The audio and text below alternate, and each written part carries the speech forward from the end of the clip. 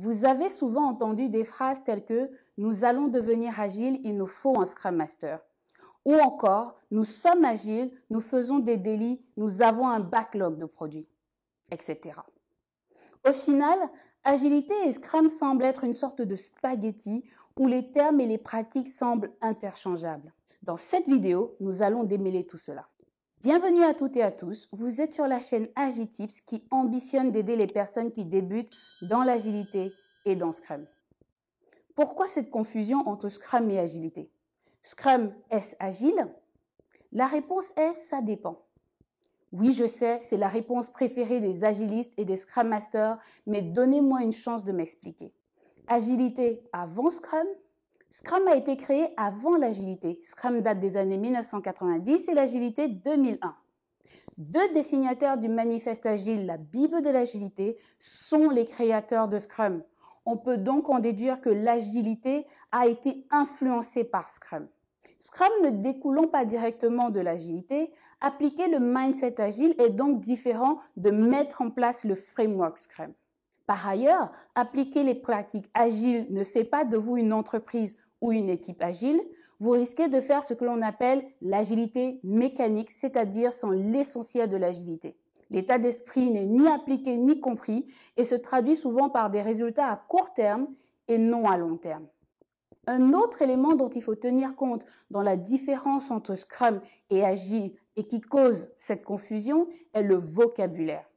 Certains termes qu'on associe aujourd'hui à Scrum sont en fait des pratiques agiles. Exemple, les user stories. Cela ne vient pas de Scrum, cela vient de l'XP, Extreme Programming, qui est un framework agile se concentrant sur les besoins du client, mettre en place un développement itératif et l'intégration continue. Le pair programming ou programmation en binôme vient aussi de l'XP. Le daily est pratiqué en XP et en Scrum, mais ce n'est pas une pratique obligatoire de l'agilité. Le manifeste agile préconise de discuter ensemble souvent et de préférence en face à face. Le framework Scrum n'est pas prescriptif, donc il vous donne le cadre, mais il ne vous dit pas le comment. Ce comment est souvent emprunté à d'autres pratiques agiles. Un autre élément qui ajoute à toute cette confusion est le fait qu'on ne se pose pas les bonnes questions à la base. C'est-à-dire qu'on part de la solution au lieu de partir du problème. L'agilité ou Scrum sont des chemins et non des objectifs.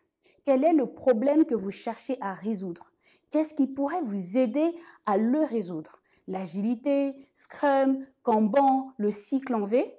Si l'agilité est une option, avez-vous les moyens de mettre en place la transformation agile? Je le rappelle, il s'agit d'un mindset, ce qui requiert du changement dans la manière d'être et de faire. Cela implique très souvent le changement des valeurs de l'entreprise et des équipes. Ce n'est qu'après avoir analysé tous ces points que vous devriez prendre la décision de mettre en place l'agilité. J'espère avoir clarifié le sujet. Si vous avez plus de questions cependant, mettez-les en commentaire. Nous nous ferons un plaisir d'y répondre. Si vous avez aimé cette vidéo, n'hésitez pas à la liker et partager. Et enfin, abonnez-vous à la chaîne Agitips pour ne rater aucune de nos vidéos.